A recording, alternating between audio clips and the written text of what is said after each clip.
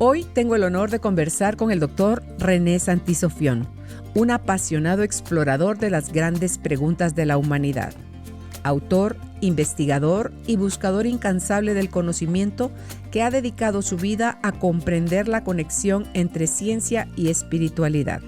En un mundo donde a menudo se nos dice que debemos elegir entre razón y fe, el Dr. Santiso nos invita a cuestionar si realmente son opuestas o pueden complementarse la ciencia y la religión. En este episodio recorreremos juntos su viaje personal y académico para entender mejor este dilema.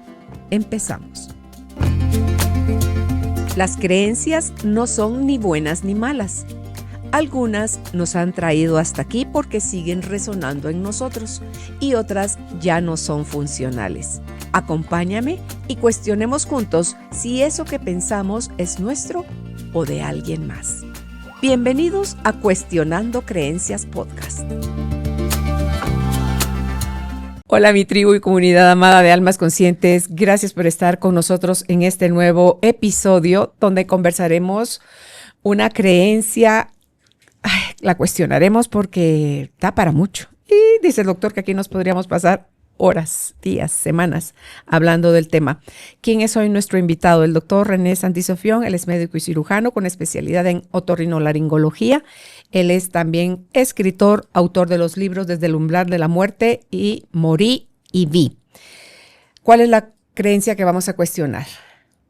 La ciencia y la religión son incompatibles. Si este tema te parece interesante, quédate con nosotros para que descubramos juntos todo aquello que hay detrás de ambas miradas. Doctor, qué alegre que esté con nosotros. Bienvenido al estudio.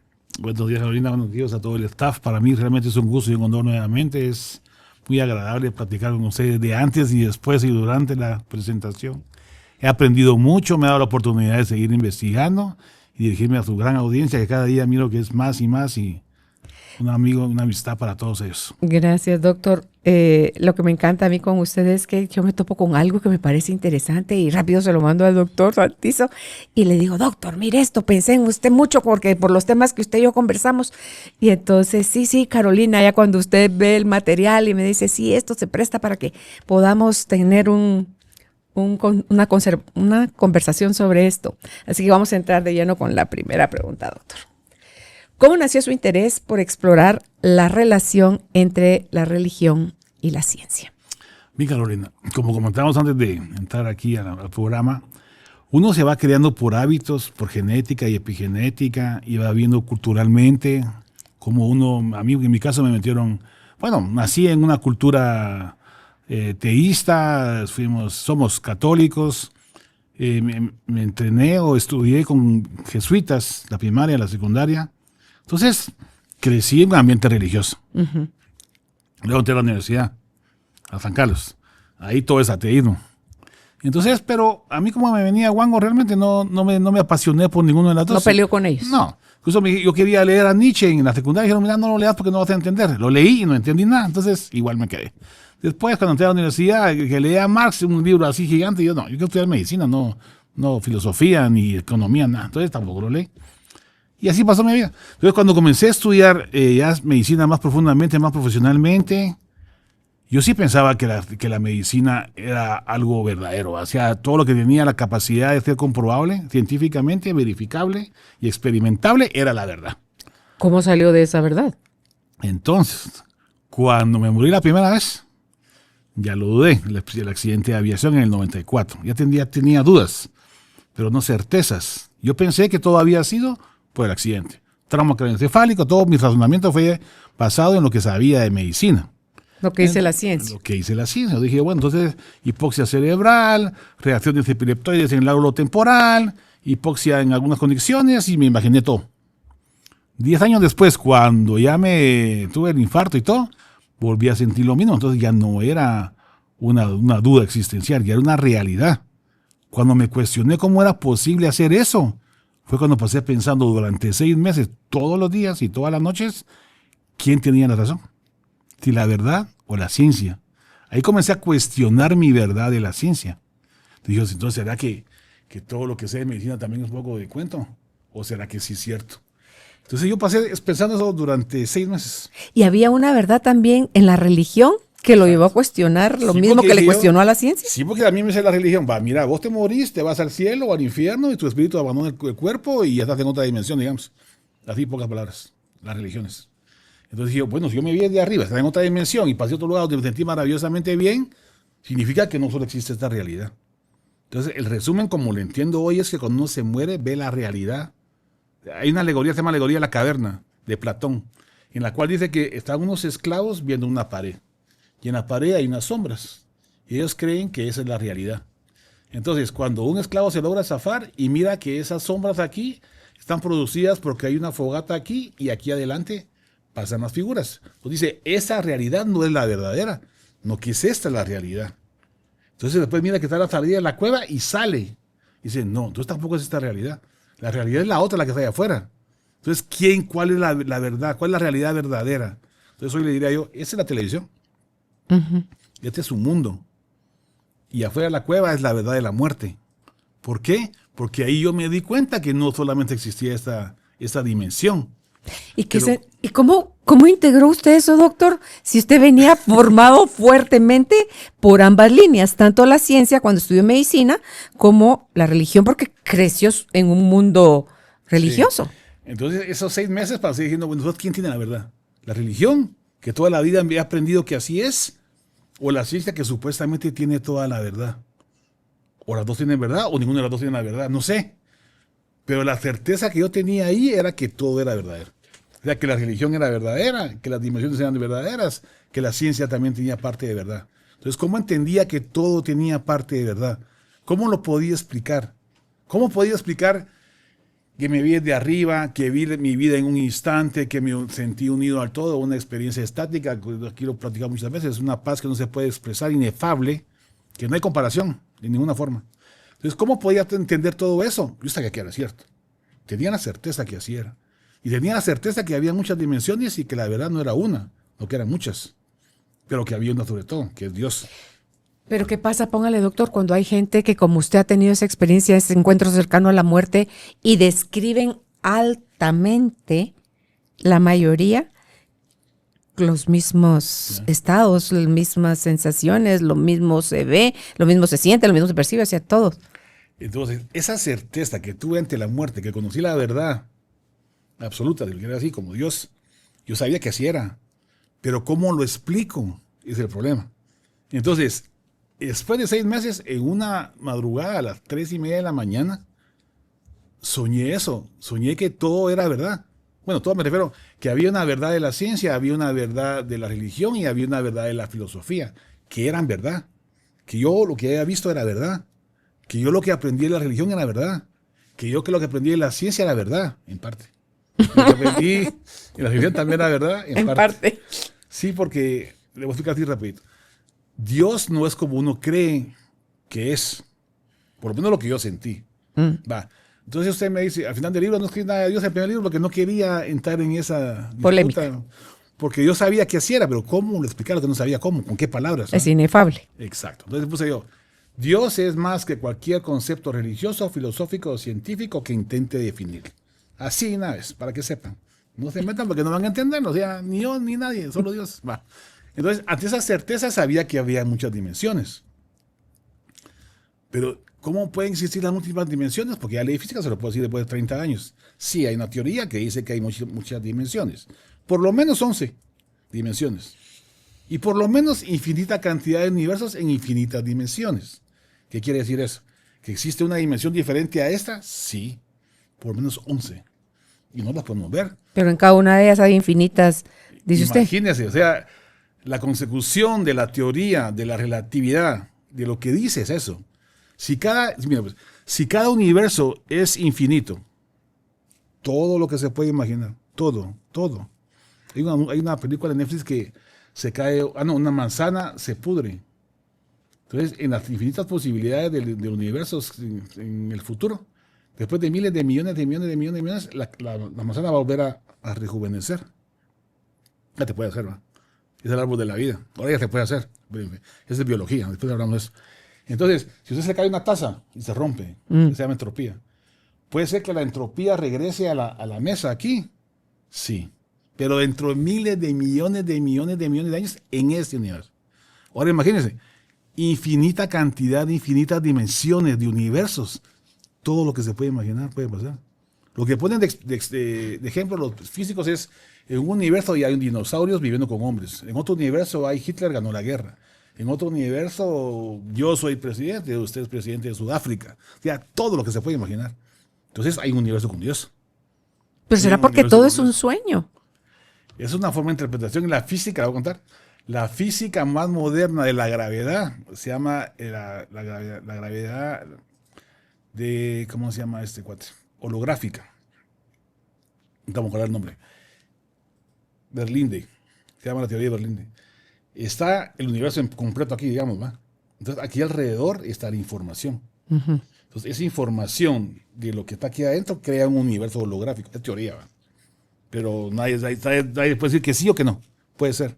Entonces, la información crea el universo holográfico. Entonces, vivimos en un mundo holográfico, que es una representación tridimensional de lo que existe realmente. Entonces, la realidad, ¿dónde está? Afuera. No aquí. Que va a depender, como estábamos hablando fuera de la grabación, del observador. Exactamente. Porque cada uno de nosotros tiene una realidad diferente, doctor. La teoría se llama la interpretación de Copenhague, se llama esa teoría que te voy a explicarles.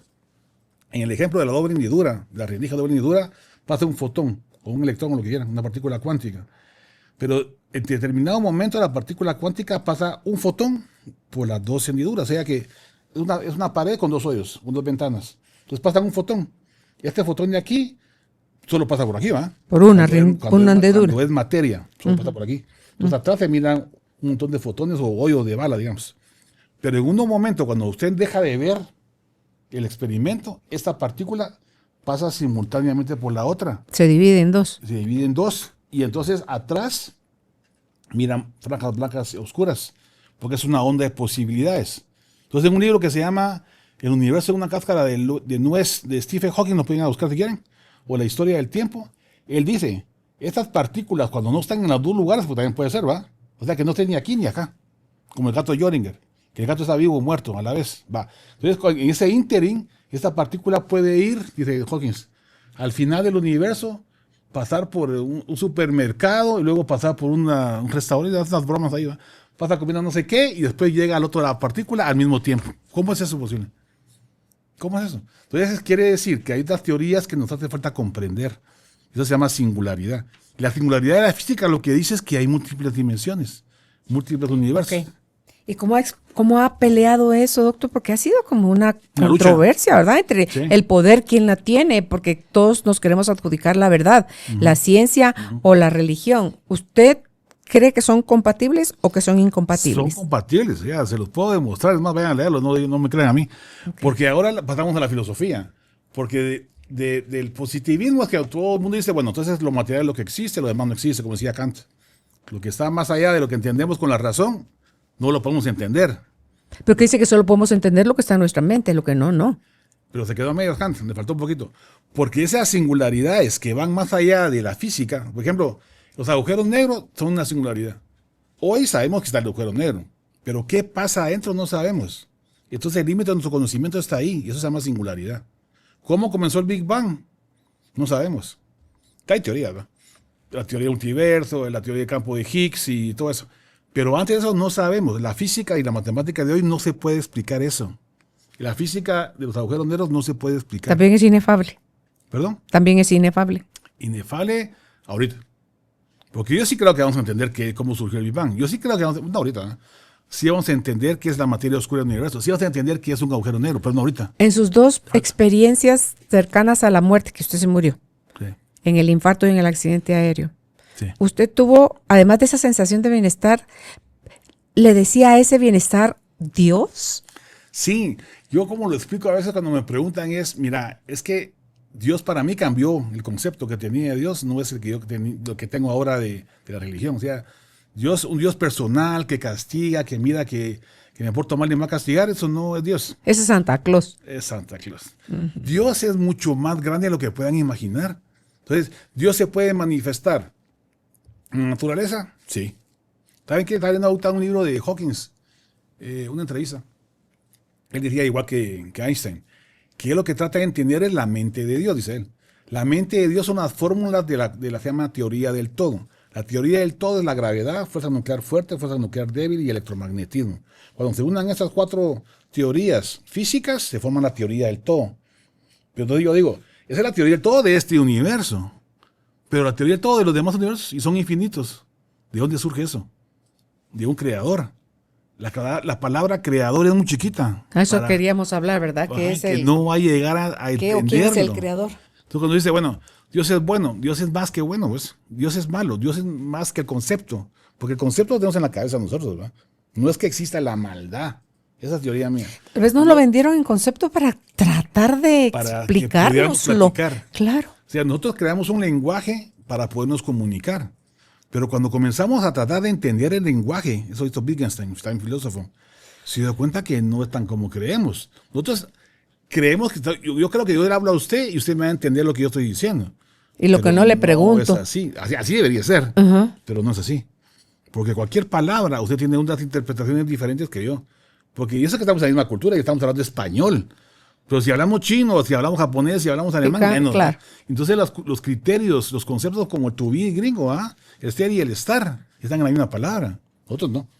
O estás o sos. Pero no estás siendo. O sea, algo diferente.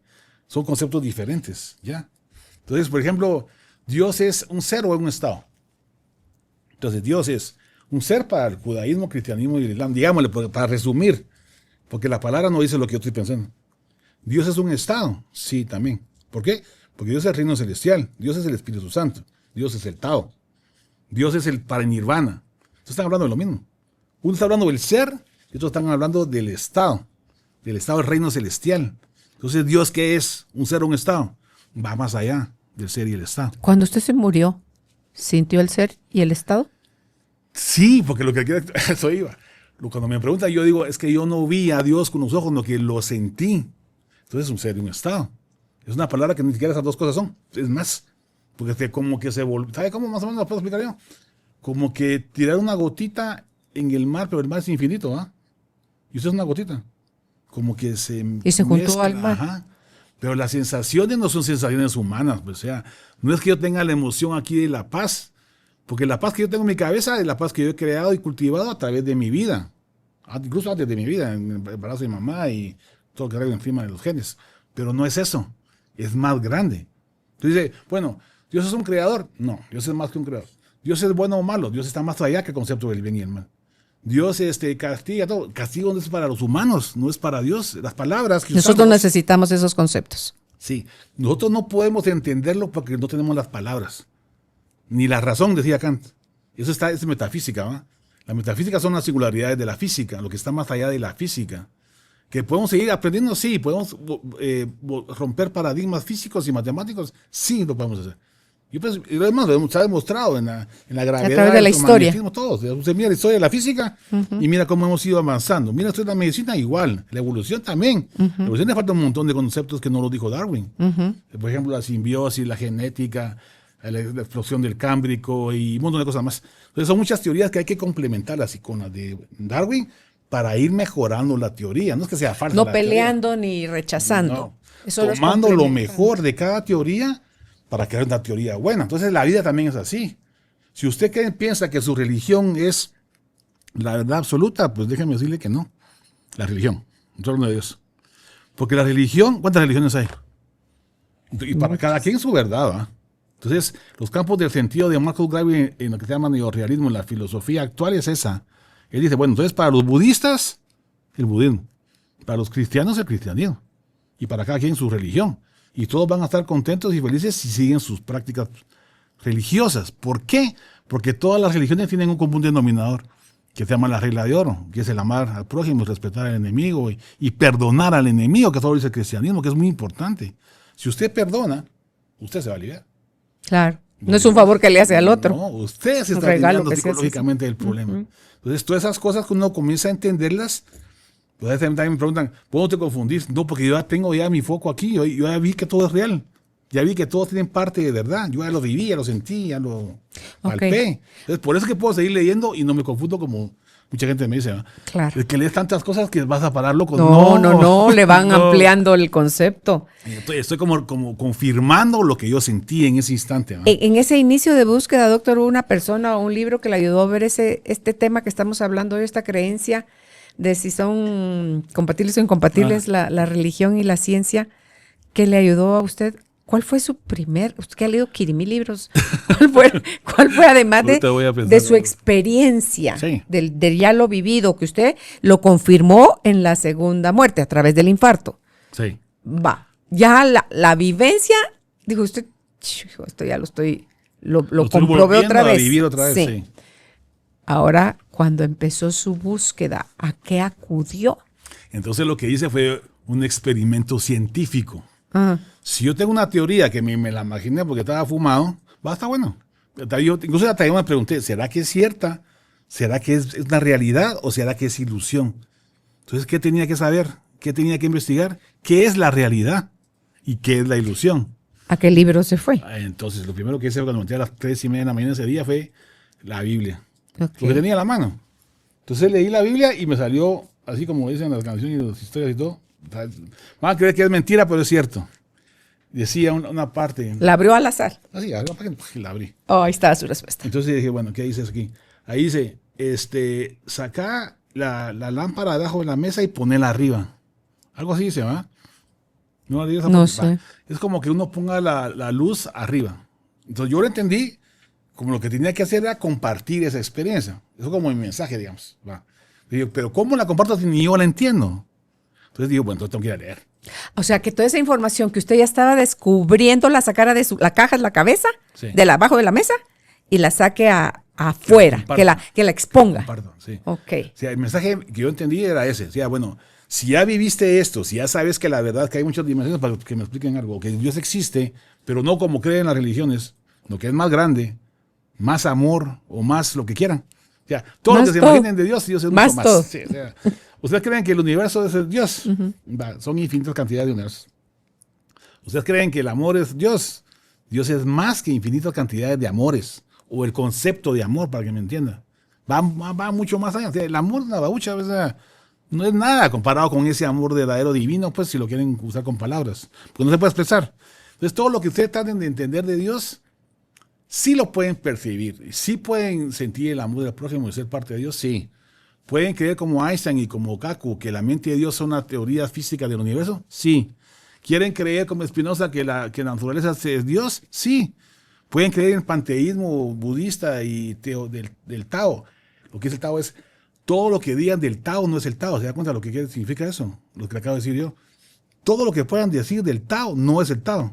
Es más. Porque se queda corto. ¿No? Así es Dios. Sí, por eso dicen que cuando nosotros tratamos de describir a Dios, no lo estamos describiendo a Él, sino que estamos dando el concepto que tenemos de Él. Okay. O sea, nuestro concepto es muy humano. Demasiado humano, dice Nietzsche. Sí, es mucho más grande. Entonces, no vamos a entonces la Biblia fue su primer... Entonces después dije, bueno, entonces tengo que entender las religiones, porque si mi religión tiene la verdad, yo entiendo que mi religión tiene la verdad a medias, o casi, pero no toda.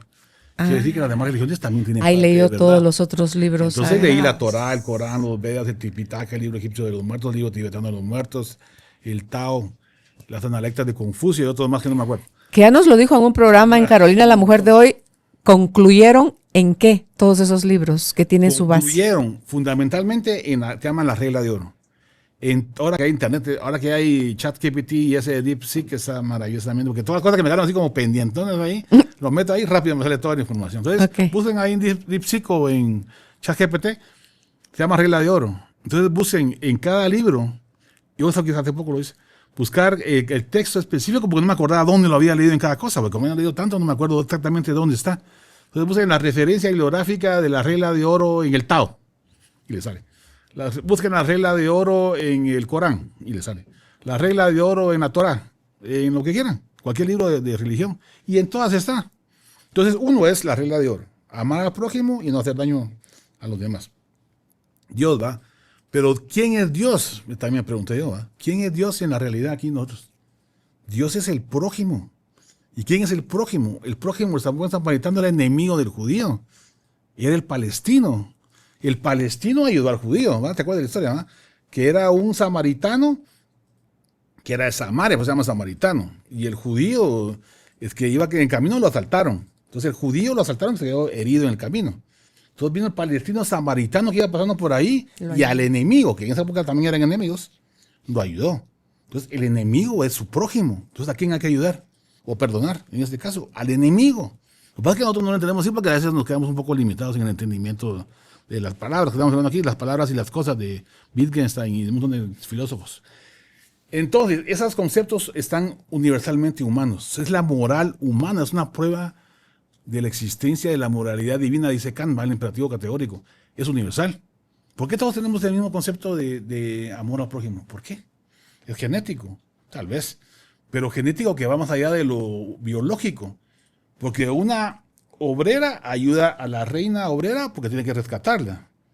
¿Va? Eso se llama simbiosis en biología, lo que le falta explicar a Darwin.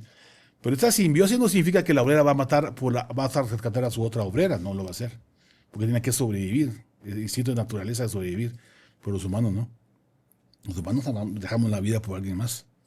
Usted es capaz de dar la vida por un niño que se está ahogando. Y no es su hijo. O sea que no es genético, como dice. Hay gente que lo tiene más que otros.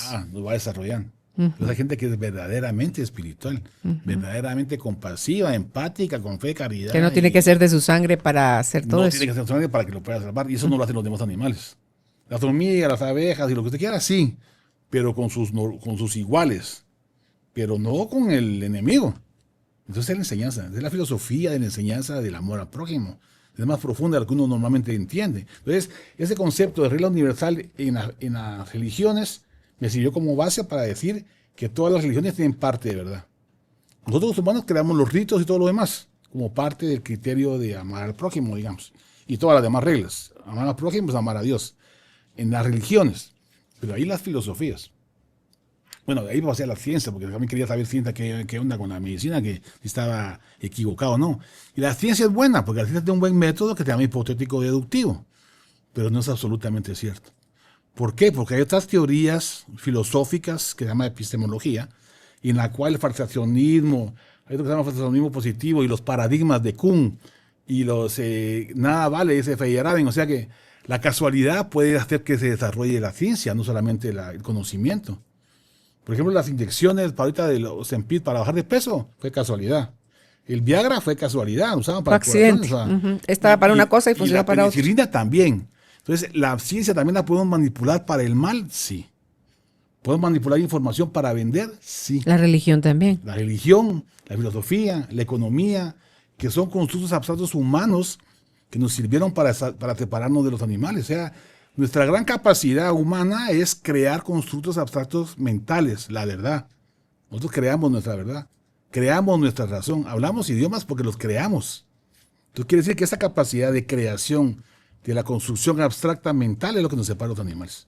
Y aquí creamos la verdad, creamos la moral, creamos las religiones, filosofías, ciencias, y todo lo humano es imperfecto. Entonces la religión puede ser usada para el mal, sí. La filosofía también. La economía también, no digamos la política. Entonces, todo lo que el humano crea es imperfecto, pero es bueno, porque nos sirve para evolucionar, ¿va? O sea, ¿cómo influye toda su formación académica, doctor, en la forma en que usted ve la espiritualidad ahora?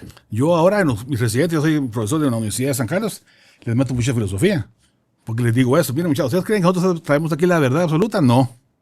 Tenemos que ser empáticos. Hoy a la mañana estamos hablando de eso. Y el paciente que vamos a tratar, analicémoslo aquí científicamente en base a la evidencia que no tengo yo. Vamos a buscar la evidencia que salió ayer. Esa es la que tenemos ahorita. Y puede ser que mañana ya no.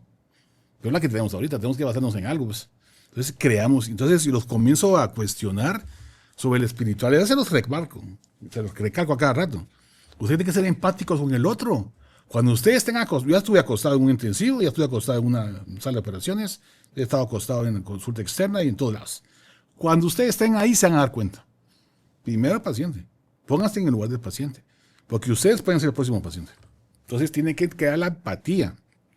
Y después traemos nuestro conocimiento científico, lo aplicamos al paciente y lo hacemos partícipe. Eso se llama medicina personalizada, que es lo que más promulgo yo en el hospital. Medicina personalizada y de precisión. Que el gran cambio ahora de la medicina es eso. Tomar en cuenta al paciente. Porque es el que está enfermo. Verlo como un todo también. Sí, y eso lo aprendí yo, tan tirado ahí en el intensivo de mi CAR. porque realmente hay muchas cosas que hay que mejorar, pues. Entonces, eso también lo aprendí, no solo de medicina, sino que también de mi experiencia, lo trato de inculcar ahora con todos mis alumnos, con toda la gente con la que platico. Porque como ya tengo argumentos, ¿no?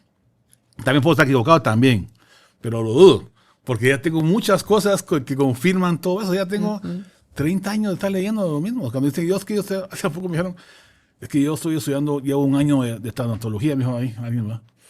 Mira, le dije, yo tengo 30 años de estar leyendo tanatología. Lo que pasa es que te tengo que meter todo, porque yo ya no puedo pensar solamente en ciencia, te tengo que hablar de filosofía y de física y neurobiología, porque así es como lo vas a lograr entender. Si vos te persinas en creer que solo tu religión es el camino, estás mal, papayito. Si vos pensás que solo tu ciencia te va a llevar a la verdad, estás mal. Si pensás que solo la filosofía, no. Entre más tengas perspectivas para ver la realidad, más te vas a entender. Y eso fue lo que yo aprendí cuando me estaba muriendo, que es una perspectiva diferente de la alegoría de Platón, ¿no? Claro, más se va a ir pareciendo a la verdad.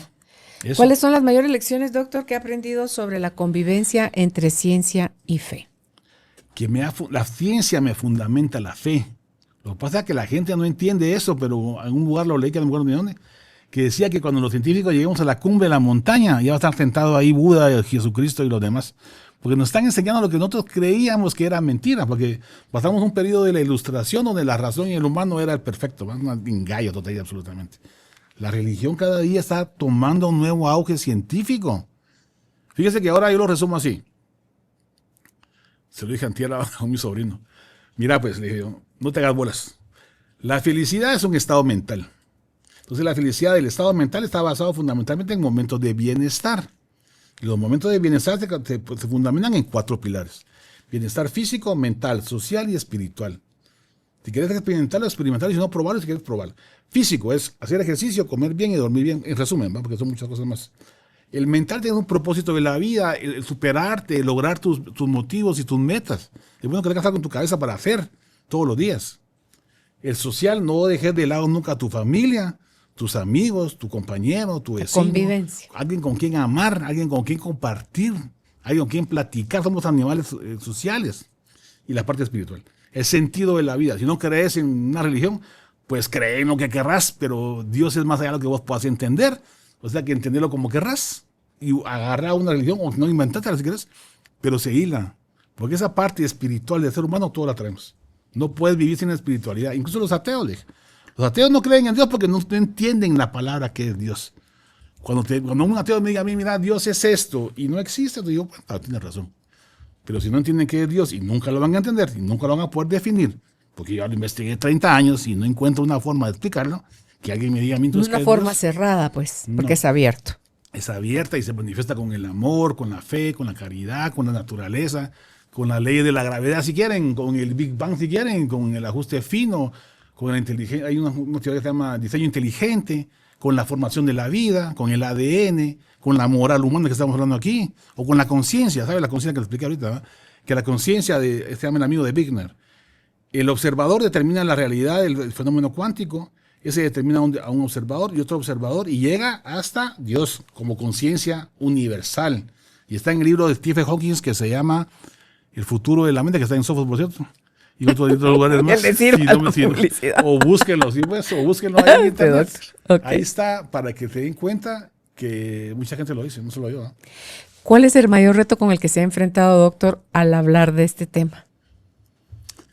Al querer compartir su conocimiento, como lo mandaron a sacar la lámpara debajo de la, cabal, sí, de la mesa. Al principio tenía un poco de miedo, porque, bueno, al final hay gente que dice que estoy loco, ¿ah? Y no te dejan de tener un poco de razón, porque para dedicarme tanto tiempo a estar leyendo tantas cosas, y digo, bueno, pero es que todo lo que se salga del guacal, como nosotros decimos aquí, como no sabemos, es más fácil que lo señalemos de loco. Sí, pero fíjese que la certeza que tengo, o sea, la seguridad que tengo, o sea, porque yo digo a todo el mundo, va, mira, pues no me creas, te voy a dar las referencias. Y ahora con el ChatGPT es una maravilla eso, y con el Deep Inteligencia Artificial. Lo que no me acuerdo dónde lo leí, lo pongo ahí y me sale. En esos libros está, entonces ya me queda más fácil poderme... Ahí tienes sus chivos ahora. Como leo tantas cosas, entonces ya no me acuerdo muchas cosas. Me ha servido mucho. ¿Cuántos libros lee usted en un mes, doctor? Ahorita fui afuera y en una semana leí el de Joe Dispenza, ese me lo regaló mi hermana. Porque, ¿cuál de ellos? Se llama Sobrenatural. Ah. Entonces ella me lo dio para que lo leyera. Y entonces lo leí. Esas meditaciones que tiene él ahí en Sobrenatural es algo espectacular. Sí, entonces como ya he leído de todo. He leído de mindfulness, he leído de yoga, he leído de espiritualidad. Fui a un retiro espiritual de los ejercicios de Ignacio de Loyola. He hecho muchas cosas y todo lo que leo lo trato de comprobar. O sea, no, como sigo siendo con una mente científica, me gusta comprobar. ¿Qué siente cuando se van uniendo todos esos cablecitos? Fíjese que antes me impresionaba, la verdad. Entonces yo como estaba impresionado de lo que estaba leyendo, comenzaba a contarlo a todos. Iba a hacer la operación. Lo que hacía Buda hasta que dijo, eso no es el camino. Se quedaban así como que en gallo, dije yo, mejor ya no sigo hablando de eso, que no. Es lo que hizo Buda. A Buda que él salió a decirlo y se dio cuenta que la gente no ponía la atención ni el interés que su corazón quería. Entonces él se retrajo y entonces la gente lo empezó a buscar, como a consultar, a ver, ¿cómo que va a salir Buda? Vamos y preguntémosle. Y entonces ahí era donde funcionaba. Fíjese que yo también leía a Buda, su biografía y sus libros. Y sabe que ahí, cada vez que, como lo entiendo yo ahora, ¿verdad? Después de 35 años, Buda era precisamente eso. Lo que encontró Buda es que la verdad no es absoluta. Entonces no se apegaba a lo material, decía él. Pero él defendía el camino del medio, del centro. Justo medio. Punto medio. Eso estamos hablando de las verdades. O sea, si usted tiene el campo de sentido filosófico de Marcus Gabriel, dice, bueno, aquí están las verdades. Y cada quien tiene su verdad, ¿va? Entonces, ¿qué es lo que tengo que hacer? Agarrar el justo medio. Entonces decía Aristóteles también y Buda. Entonces Buda lo que hizo fue se desapegó a las verdades mentales. ¿Entiendes el concepto? Es lo que dice el superhombre de Nietzsche. Que es lo que propone es eso, que no nos aferremos a las verdades culturales, porque no son a los perfectas. Conceptos preestablecidos. Sí, los podemos cambiar. ¿Podemos mejorar nosotros de viejos? Sí. ¿Puedo mejorarme mi mente de viejito? Sí, lo puedo hacer. ¿Puedo cambiar mi religión? Sí, si yo quiero. ¿Puedo hablar otro idioma? Si yo quiero, lo hago. Sí, con la epigenética se pudo descubrir que se podía todo eso. La epigenética modula los... Eso revolucionó la historia. Todas esas teorías que traíamos, esos conceptos que traíamos, que hablamos al principio, que son culturalmente hábitos o paradigmas, le dice Kuhn, que los podemos cambiar. O sea, en cualquier momento podemos cambiar. Miren cómo está la economía ahorita. Miren la política, pasamos de una cosa a otra y ahora hay que cambiar el nombre a un golfo porque se le da la gana a alguien. O sea, ¿te dan cuenta? Y se puede hacer, pues. Si todo el mundo se pusiera de acuerdo en cambiar el nombre, no se lo cambian. Porque es un constructo abstracto mental humano. Eso fue lo que nos diferenció de los animales, esa capacidad de crear un lenguaje y con el lenguaje todo lo demás. Entonces, el reto más grande fue al principio, porque me daba miedo comenzar a contarlo, pero ahora como tengo tanta información y tanta evidencia y tanto respaldo, pero se pone a darle a todo el mundo toda esta explicación. No, porque ahí está la siguiente pregunta. ¿Cómo responde a quienes creen que la ciencia desacredita por completo a la religión? Nadie me ha hecho eso. No, yo quisiera. No se atreve. Fíjese que ha sido yo, pues no me dan chance a mí ese programa. ¿Lío quiere usted? Si yo quisiera, no lío. No lío, pero sí entrar es que la discusión uno cree que es pelea y no es pelea. Fíjese, hasta eso he estudiado. Mira, pues, el debate es una situación en la cual cada quien está defendiendo su punto. Su teoría. Pero, ¿qué es la razón? Él dice que tiene razón, el A y el B también, ¿no? Ellos dicen que tienen razón y dan sus argumentos. Entonces, ¿qué es la razón? La razón son los argumentos que utilizamos para defender nuestra verdad, sea o no sea cierta. El problema es que la queremos tener. Y peleamos, y matamos, y vamos a la guerra por eso. Pero no tiene razón de ser. Eso fue lo que hizo Buda. Buda se desapegó de esas creencias verdaderas porque se dio, bueno, lo que yo creo, ¿eh? Porque la verdad que no lo escribió así como yo lo quiero leer, pero así lo interpreto yo. Él se desapegó, esa fue su liberación aquí en la tierra, aunque Buda es un grado de liberación. Grado de liberación aquí en la tierra. Y los bodhisattvas son los que van y vienen a cada rato. Entonces, esa liberación de los conceptos de verdad es Buda, el budismo, la iluminación. ¿Por qué? Porque ya se da cuenta que él puede hablar cualquier idioma. Ya se da cuenta que la economía no es la verdad, que el dinero es más mentira que lo demás. Porque el dinero, ¿qué hace el dinero? El papel, el bitcoin, la moneda, la tarjeta de crédito, el cheque. ¿Dónde está el dinero? En nuestra mente. Entonces, porque todos creemos que ese es verdadero. Que tiene un respaldo. Sí, y cuando dejamos de creer, entonces surge la que se llama burbuja inflacionaria, que fue la tulipomanía. En Holanda, en 1700 y pico, todo el mundo comenzó a comprar tulipanes. Eran bonitos, ¿va? Entonces comenzaron a subir el precio. hasta que vendieron un tulipán por el valor de una finca gigante. Entonces, cuando el cuate lo quiso vender, dijo, mira muchacha, ya no quiero mi tulipán, quiero mejor devolverme mi finca. Y a nadie quiso. Entonces, el valor del tulipán comenzó a bajar. Fue la primera burbuja inflacionaria del mundo. Después fue en el 1918-20, por ahí en Nueva York, la quiebra de la cosa. Y ahora en el 2008. Y eso puede pasar cualquier día. Por eso está la ley de los bancos, que nadie puede generar miedo. Porque si todos tenemos miedo, nadie pone dinero. Y de alguna forma un poco el miedo con las criptomonedas, doctor, porque dicen que esos no están siendo fiscalizados porque no pueden manipularlo. Pero también está influido por el concepto humano. Vamos a llamar lenguaje para que... Entonces el concepto abstracto humano de crear verdades cerebrales en un grupo social, la verdad es eso, ¿eh? La verdad es lo que la mayoría cree. ¿Usted puede tener una verdad entre dos? Sí, con dos o más hay verdades. Si usted está enamorado del otro y los dos creen que están enamorados y los dos van a ser fieles según ellos, entonces sí. Pero si no, se pierde la verdad. Pero si tienen un grupo que cree en una verdad, es más fuerte. ¿Y cuál es la verdad que tiene más gente que le sigue? La ciencia. Okay. ¿Por qué? Porque cualquiera puede reproducirlo, pero no es perfecta. Okay. También se puede manipular. ¿Existe algún descubrimiento científico que en lugar de alejarlo de la espiritualidad, lo haya acercado a ella? Como le digo, yo estuve revisando los libros y los artículos que platicamos la vez pasada y traté de leer los libros, pero eran muy largos, todos los resumí con chat y con los internet. Entonces, lo que dicen ellos, les voy a explicar qué es lo que dicen ellos. El Big Bang es una prueba de la existencia de un creador, es lo que ellos dicen. O sea, esos serían los principales argumentos que defienden cada uno de ellos. Los argumentos científicos, hay un doctor que se llama Francis Collins, que fue el director del genoma humano, que era ateo. Y siendo ateo, cuando se dio cuenta de la belleza de la información del ADN y cómo se reproducía una célula y un cuerpo con una información. Tuvo que pensar que había algo que lo creaba. No, está así nomás. ¿Verdad? Entonces claro, dijo él, no, claro. Dios sí existe. Y se dio la tarea de ver cómo lo hacía para comprobarlo. Okay. Pero le voy a dar mi humilde opinión. Él dice, le voy a decir cuáles son. El Big Bang, el ajuste fino se llama, diseño inteligente. Después está el ADN, que fue lo que él descubrió.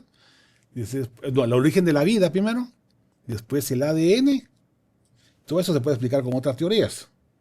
Pero lo que sí me deja a mí un poco intrigado es, el surgimiento de la vida también creo que hay una explicación científica que pudiera ser. Pero la moral no es natural. Estamos hablando de perdonar al enemigo, ¿eh?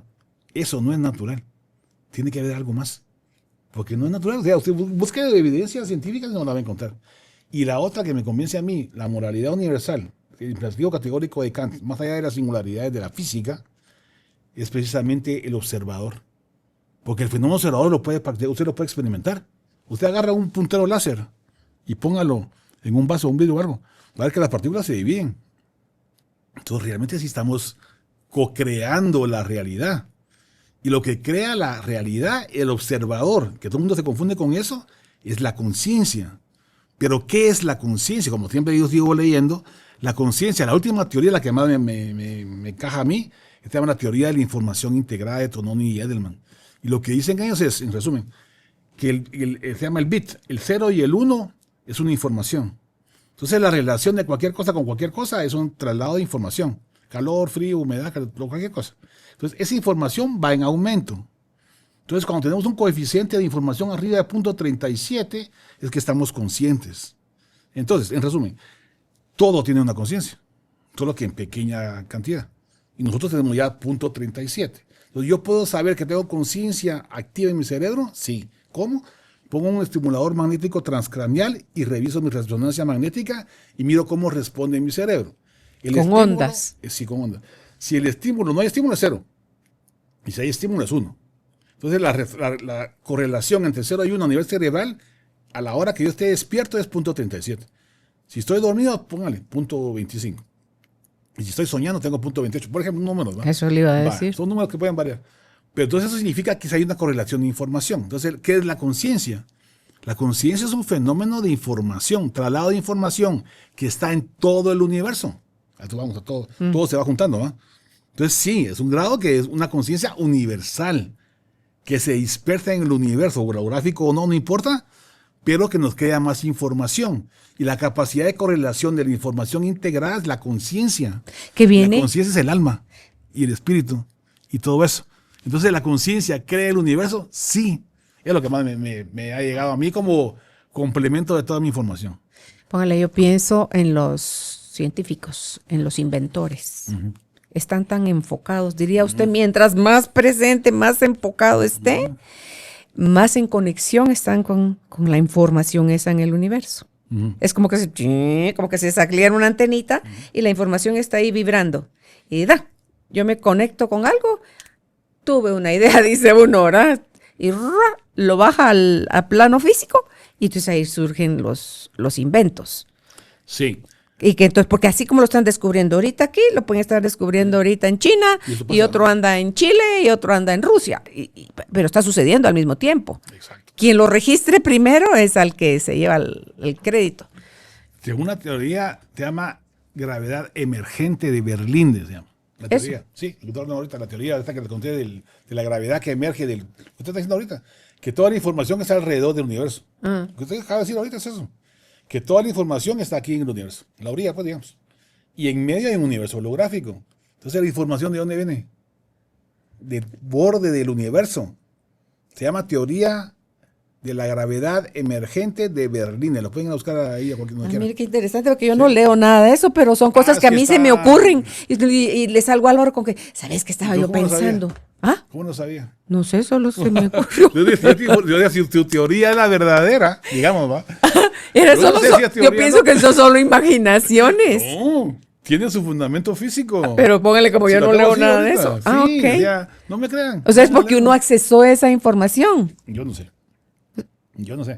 Porque ¿de dónde yo voy a saber eso? Yo, por eso que ahora ni siquiera digo qué es lo que yo creo, porque como ya todas las cosas pueden ser o no pueden ser, no sé. Pero qué es lo que yo agarro, lo que me sirve a mí para vivir. Ok. Hacer lo mejor que pueda y tratar de dar lo que pueda, y eso me hace feliz. ¿Por qué? Porque también hay respaldo científico. Ahora, si esa información, usted puede acceder a esa información. Bueno, ¿sabe cómo lo pienso yo ahora? Que tal vez sí, pero cuando se muere.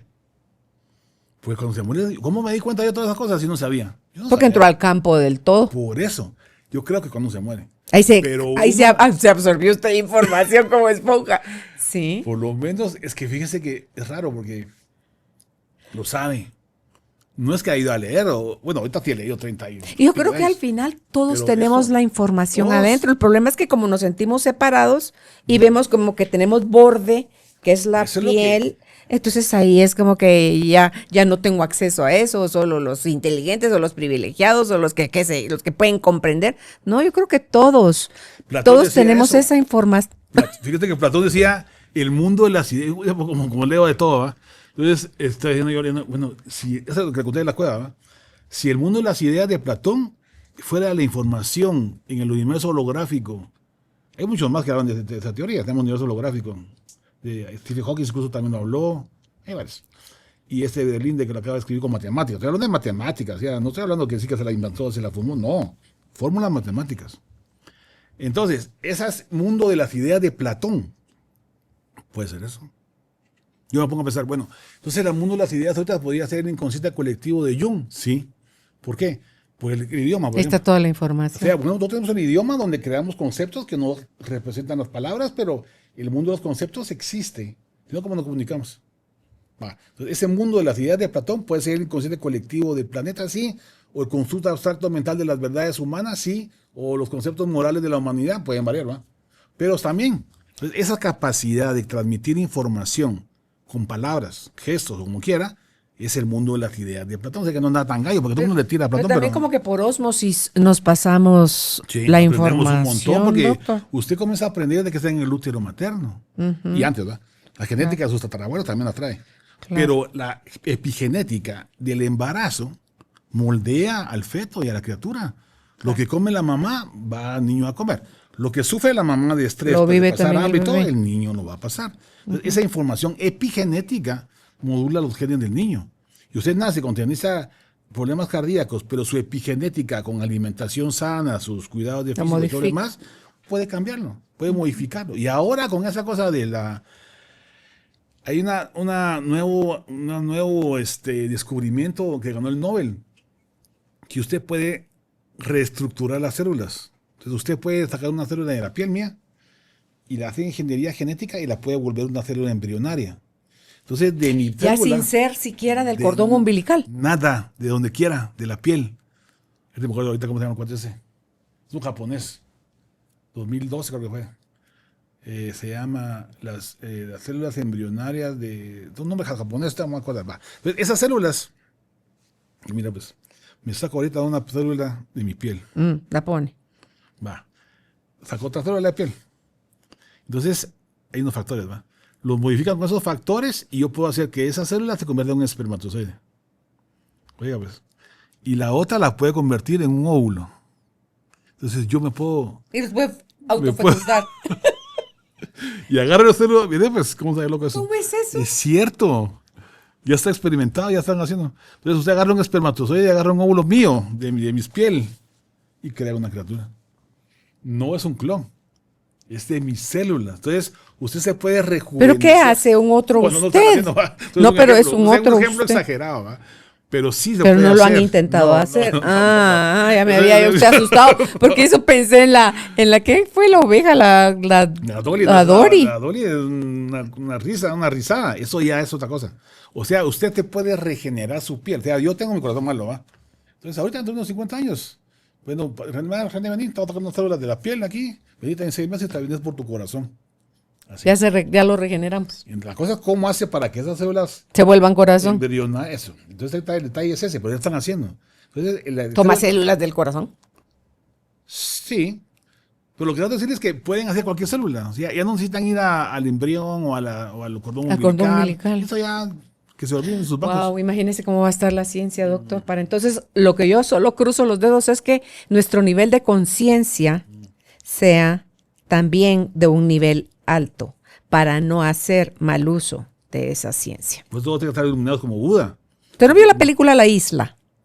Dijera. Donde usted toman sus células y le generan un clon y es uno idéntico a usted, que lo tienen en la isla con la idea de que va a ir a vacacionar a no sé dónde si usted sale favorecido con el número de la lotería. Y cuando usted gana el premio es porque se lo están llevando el órgano para el cual usted fue, el corazón, o para tener un bebé o para lo que sea, y desechan el resto de su cuerpo una vez obtienen. Se va a poder hacer. ¿Y sabe qué es lo más peligroso de eso? Bueno, no sé si es peligroso o qué. Pero lo que pasa es que usted va a poder guardar su información. O sea, toda su información cerebral, todo lo que ha vivido. Y si está de la fregada su historia, no le haga eso a la humanidad. Y si lo pueden, y si lo pueden meter a un organismo así, pues tendría 2 personalidades, ¿no? Ok. ¿Cómo nos invita usted a que podamos integrar la razón y la fe en nuestra vida cotidiana sin que entremos en conflicto? Bueno, son complementarias en base a la ciencia. La voy a hablar de ciencia para tratar de apoyar la fe, porque la fe también la podemos evaluar con ciencia. Sí, se han hecho estudios científicos en los cuales las personas religiosas viven más tranquilas, se enferman menos y les da menos cáncer. Y aún dentro de ellas mismas, que fue un experimento a unas monjas, las que eran más tranquilas entre las monjas también vivieron más. Quiere decir, porque ahora eran más devotas, digamos. Entonces la espiritualidad fomenta el desarrollo inmunológico, disminuye el estrés, mejora el efecto cardiovascular, le da menos cáncer y se enferma menos. Estamos hablando de ciencia. ¿Será porque tienen más paz? Sí. O sea, menos cortisol, menos todo eso. A la conclusión que yo estoy llegando, todavía no he llegado, pero más o menos, es que usted guarda su cerebro. Los cerebros tienen 2, para que me entiendan, Hemisferios. tienen dos formas de actuar, digamos. Se llama red neuronal por defecto y red neuronal orientada a tareas, que son conexiones del cerebro, que son 86 mil millones de células con otras miles de millones de conexiones que están como conectados, como que fuera una ciudad con muchas conexiones eléctricas. Entonces, si todo está prendido, estamos en estado de alerta para sobrevivir. Hemos evolucionado por eso y gracias a eso, y es bueno, porque nos va a evitar que nos maten y sobrevivir. Pero cuando logramos tranquilizar nuestros cerebros, las ondas cerebrales, beta estamos ahí como ahorita, alfa estamos medio relajadones, teta estamos casi en hipnosis y delta estamos dormidos y gamma estamos iluminados. Entonces en el estado beta estamos ahorita. Cuando comenzamos a respirar conscientes de la respiración, bajamos a alfa. Entre más tiempo pasemos en estado alfa o teta, más tranquilos vamos a estar porque se reduce la cantidad de cortisol a nivel corporal. Palpitaciones también. Yo me he preguntado, ¿cómo desarrollamos ese hábito? ¿Qué es un hábito? Lo desarrollamos cuando estamos en el útero materno. Cuando nuestra mamá estaba tranquila, nosotros estábamos tranquilos. Entonces la frecuencia cardíaca baja está correlacionada con el estado de bienestar. ¿Y cómo hacemos para bajar la frecuencia cardíaca? Respirando más despacio. Tan sencillo como eso. Aunque esté metido en el tráfico, hay una respiración en caja para los Navy SEAL en Estados Unidos. ¿Cuál es? Cuando lo están bombardeando y lo están matando en una ametralladora, están metidos en una cueva, comienzan a respirar en caja. O sea, inspiran, aguantan, expiran. Aguanta. Pero hay de conteos de 4, hay conteos de 7, hay conteos de 6. Lo importante es que le baje la frecuencia respiratoria. ¿No? Respiramos a 20 más o menos por minuto, generalmente. O más o menos, depende de cómo estemos. Pero si logramos bajar un poquito, ¿cómo? Concéntrense en algo. Y la forma más fácil de hacerlo es con una respiración, porque estamos respirando instantáneamente y automáticamente. Pero si se hace consciente de la respiración, el cerebro entra en ondas alfa, el cerebro se tranquiliza pues y emite menos ondas electromagnéticas elevadas y se relaja. Y al estar más tiempo relajado el cerebro durante el día, emite menos cortisol. ¿Y en gamma estamos cuando? Cuando estamos orando. Los que están... Los budistas hicieron estudios de la gente que medita les hicieron mucho tiempo. encefalogramas. Los pusieron ahí en los encefalogramas, les pusieron resonancia magnética y todo. Y vieron que en estado de iluminación, que le llaman ellos, es un estado de éxtasis. Yo creo que eso es lo que uno siente cuando está muriendo. Yo creo que eso es. Porque todo el cerebro se conecta. Porque han hecho estudios ahorita, acaban de descubrir unos casos que se estaban muriendo las personas, pero tenían el electroencefalograma puesto por algo más. Entonces vieron que en estado de muerte cerebral, el cerebro se prendía. Se llama estado de ignición. Y ese estado, según yo creo... Ignición es cuando arranca algo. Cuando prende fuego, cuando prende la estufa o cuando arranca un carro. Ese estado de ignición, el cerebro se conecta a todo. Entonces, entre más áreas conectadas está, como que tiene más iluminación, como que entiende más las cosas. Por eso yo les digo, lean filosofía, ciencia y religión. Porque entre más conexiones cerebrales tengan, más capacidad de asimilar los problemas, entenderlos y buscarles una solución. Entre más se enfoquen en una perspectiva, menos van a saber de los demás y no van a encontrar la verdad. Entre más perspectivas tienen, se van a dar cuenta que la verdad es humana, consecuentemente imperfecta. Por lo tanto, busquemos las verdades que nos van a beneficiar, no la verdad de mi cuate de la esquina o la verdad de un político o la verdad de un religioso. ¿Y no. qué pasa, doctor, si con ese mensaje que a usted le dieron, saca la lámpara? ¿Qué? Me lo quedo para mí, mis narices, la información, voy y la comparto, so riesgo de que digan esta mujer está loca, sencillamente lo uso como, porque yo sí creo ahí, fíjese en ese efecto de que si yo lo uso para mí, me beneficio yo, mi resonancia va a ser otra, o sea, la onda que yo emita en mi voz, en mi mirada, en mi estar, sin abrir la boca, sí. Porque uno se topa con gente así, que sí. Ay, qué rico, cómo da de paz tal persona, o ay, esa persona me drenó. Sí. Entonces, así solito va haciendo uno callada la boca también, y hasta que venga como le tocó a Buda, que ya le vinieron a preguntar directamente, mire, ¿qué hago con esto? Entonces ya ahí se vaya la información. Que me dijo eso, me acordé de un par de cosas. Cuando leí la biografía de Buda, le preguntaron, ¿qué pasaba cuando uno se moría? Entonces él dijo, eso es como que me preguntes si me meten una flecha en el cuerpo y tú quieres saber quién la disparó, de qué material estaba hecha la flecha, en qué parte estaba dirigido, dónde estaba posicionado el no sé qué. Total que no le contestó. Entonces, la respuesta que interpreta mucha gente es que él hablaba como Kant, que para lo que trasciende los conocimientos racionales, que mejor no le busquemos. No le va a hacer entender, sí. No le va a hacer entender. Ok. Después de sus años de exploración, ¿qué mensaje principal desearía usted compartir con nuestra comunidad de almas conscientes sobre este tema? Yo sueño con poder tocar a alguien y decirle, mira, esto fue lo que sentí. Ni siquiera lo que sé, lo que sentí. Porque si pudieran sentir, ojalá que no les toque, pero si pudieran sentir lo que se siente cuando uno se está muriendo, no quisieran regresar. Así se lo digo. Entonces, pero eso lo que yo sentí es más que conocimiento, es más que concepto de Dios, es más que todo lo que le dije, es más que concepto de verdad, más que concepto de todo. Entonces, esa sensación de paz divina, pongámosle un nombre por ponerle algo, es lo que quisiera hacerles comprender. Porque si ustedes entienden eso, van a entender que la vida hay que gozarla cada día. Pero no estamos conscientes de la muerte porque nuestros hábitos de supervivencia no piensan así. Entonces no pensamos en morir, pero todos vamos a morir. Pero entonces, la única certeza que hay. Sí, la única certeza que hay es esa. Pero si sabemos que cuando uno trasciende ese momento, sigue viviendo entre comillas, porque no es una vida como uno cree. No es que me Ya no es material. Mi abuelita. No, no es así. Es mejor. O sea, uno va con sus seres queridos, sí, pero no son seres queridos, es todo. Todo. Es al amor, vuelve al amor, diría yo. Es tal vez eso. Pero es que es al amor que no conocemos, doctor. Sí, y ese es. Y fíjese, Esa es la mejor hace un rato cuando estaba diciendo el camino del medio, cuando estábamos hablando de lo de Buda, y pienso yo el camino del medio, y cuando uno se señala el medio, no se señala el ombligo, ¿ah? se señala al centro, aquí en el pecho, y aquí que está dibujado, qué órgano está ahí atrás, el corazón. ¿Y a qué representa el corazón? Al amor. Entonces, es a mayor medida y tiempo nosotros logremos conectarnos, creo yo, en ese estado gozoso de éxtasis, donde las lágrimas se salen solas, pero ya uno no sabe ni por qué, porque es más como una gratitud expandida.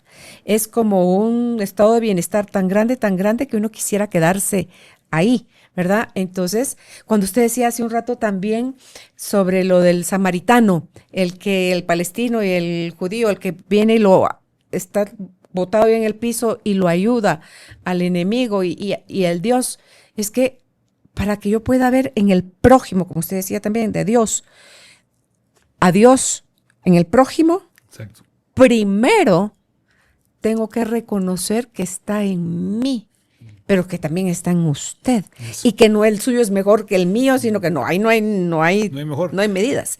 Entonces, ahí es cuando es como cuando en Avatar, la película Avatar, es donde te veo, es donde reconozco la divinidad que hay en ti, que es la divinidad que hay en mí, ¿verdad? Entonces dice uno, wow, si no lo han tratado de mostrar, el mensaje ha llegado y lo han tratado de mostrar de diferentes formas, doctor.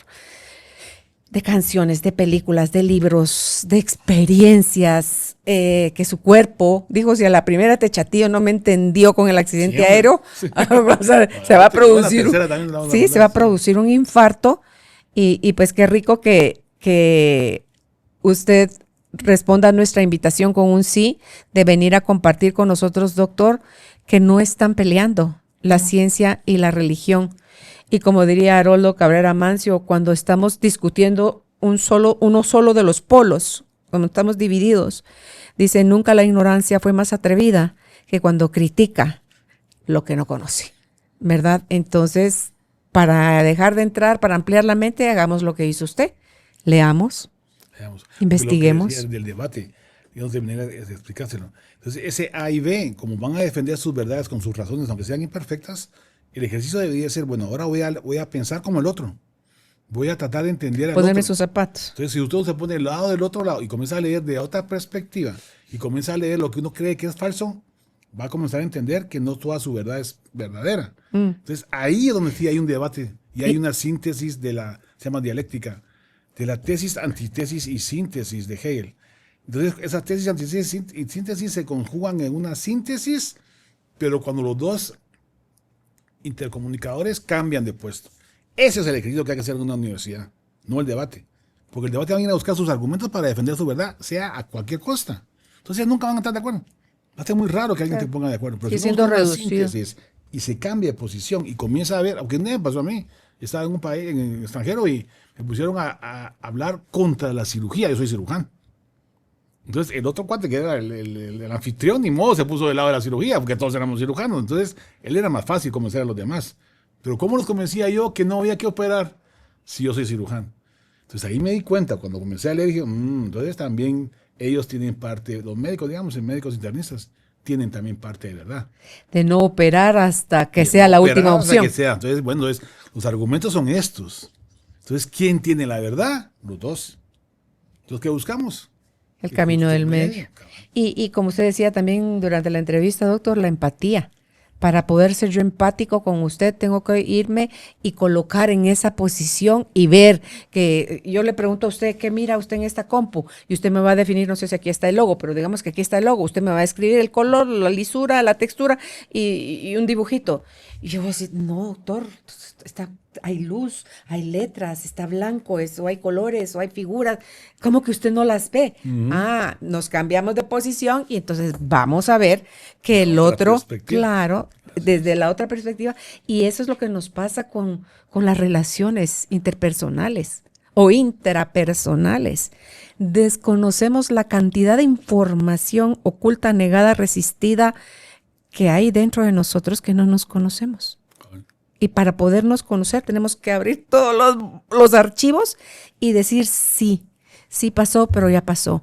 Sí, esto puede cambiar. Sí, esto yo ya no lo quiero más en mi vida. Tiene que haber otra forma. Y sí, o sea, empezar a buscar, doctor. Y para mí el regalo de la búsqueda es los permisos que nos damos a experimentar.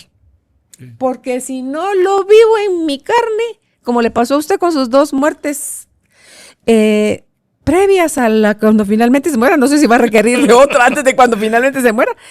Ahí fue donde usted, su experiencia lo llevó al punto donde está ahorita, con una mente, no solo con un conocimiento más amplio, sino que con un criterio también más expandido y más integrado, o sea, más aceptante de que apenas, a mí de las pocas cosas que he ido aprendiendo, me da más ganas de seguir conociendo porque digo yo, wow, no es que qué tonta soy, es que qué poquito sabemos. Exactamente. Basta, es exagerada la información que desconocemos y nos limitamos a una pinche experiencia, a un momento, a un algo, a un rechazo, a un algo que me dolió para decir de esto. Yo mi ¿cómo se llama? No era mi filosofía, lo que yo decretaba eran 2 cosas muy duras que me limitaba yo a mí en el pasado, doctor. Es 1, a mí nadie me vuelve a joder la vida, y la otra, yo no necesito tomates para nadar. Entonces, desde esa postura mental tan rígida, para mí el mundo era un lugar hostil. ¿A la defensiva? Sí. Esto porque tenía miedo al final de que me lastimaran, pero en ese miedo me privaba yo a mí de experimentar el amor, de experimentar la confianza, la empatía, el respeto, la tolerancia, empezando todo de mí hacia mí. Y después a salir a un mundo más confiada, más segura, más sin tomármelo todo tan personal, de decir, sí, yo no sé qué es lo que la otra o qué está sintiendo, es que me hace sentir. Yo no te puedo hacer sentir. Tú estás interpretando lo que yo estoy haciendo de una manera que te estás haciendo tú sentir a ti de esa manera. Entonces, eso es tan bonito, doctor, porque no es a mí que me importa, como yo hacía antes también, sino que es aquello de que, ok, de lo mío sí me puedo hacer cargo. Y trabajo tengo por delante todavía mucho. Y me disfruto mucho cada vez que usted viene porque nos viene a contar las buenas nuevas, que los caminos son muchos y que están reconciliadas la ciencia y la religión y que es cuestión de que querramos nosotros o no integrarlas, ¿verdad? Entonces a mí las preguntas que les quiero dejar a la gente antes de que usted se vaya, para que ustedes mismos se las contesten, dice esta pregunta: ¿cuáles son las creencias sobre ciencia y religión con las que creciste? ¿Siguen siendo válidas para ti? La otra dice: ¿estás abierto a explorar nuevas perspectivas sin descartar automáticamente una u otra? Y la tercera pregunta es: ¿qué impacto tendría en tu vida encontrar un punto de encuentro entre ciencia y espiritualidad? Para que las mediten, para que las sientan, que para mí mucho es de sentir. Y cuando ya no se siente bonito es cuando yo digo, tiene que haber algo más, doctor. ¿Dónde pueden ustedes contactar al doctor René Santisofión? En Facebook está como Desde el Umbral de la Muerte, en Instagram como René Santisofión. Y sí, eso, nada más. ¿Sus libros están a la venta dónde, doctor? Están en Amazon, están en Sofos, están en el Fondo de Cultura Económica, están en la librería Loyola y en el museo. Ok. Y en mi clínica, si me quieren contactar. También. Ahí. También los mandamos a domicilio, si me llaman, yo se los mando. Autografiado. Okay. Pues les pueden escribir Desde el Umbral de la Muerte en Facebook, en cualquiera de sus puntos de contacto. Así que muchísimas gracias, doctor. No, usted fue un placer enorme y una gran satisfacción y alegría de estar con usted y todo su público. Un saludo a todos. Gracias, doctor. Cuando modificamos lo que pensamos, todo nuestro mundo se transforma. Gracias por acompañarnos y atreverte a cuestionar tus creencias más arraigadas. Hasta un próximo encuentro.